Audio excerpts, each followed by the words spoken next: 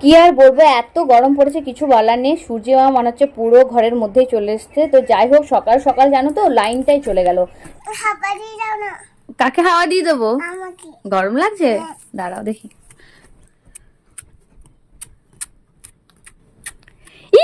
Line চলে এলো, line চলে এসছে, চলে আসো। তো মোটামুটি আধ ঘন্টা হলো লাইন নেই। এত গরম লাগছে কি বলবো। আমি যদিও ঠিক আছে, আমি বড় বাচ্চাগুলো না গরমে পারছিল না, যদি ওকে খাওয়াচ্ছিলাম, মানে ও যেহেতু আমার কলে বসে বসে খাবারটা খাচ্ছিল, তো ওর আরো গরমটা লাগছিল, মানে প্রচন্ড ঘেমে গেছিল। তো ও আমাকে বলছিল, মা প্লিজ একটু গরম করে দাও, একটু গরম করে দাও মা, একটু হাওয়া করে দাও, হাওয়া করে দাও, হাওয়া করে দাও। সেই জন্য আমি ওকে হাওয়াটা করে দিচ্ছিলাম। তো চলো ওকে এবার খাওয়ানোটা শেষ করি, কারণ ওকে তো খাওয়ানোই আমার যত কষ্ট, মানে কি বলবো, ওকে খাওয়ানোটা একটা বড় ব্যাপার।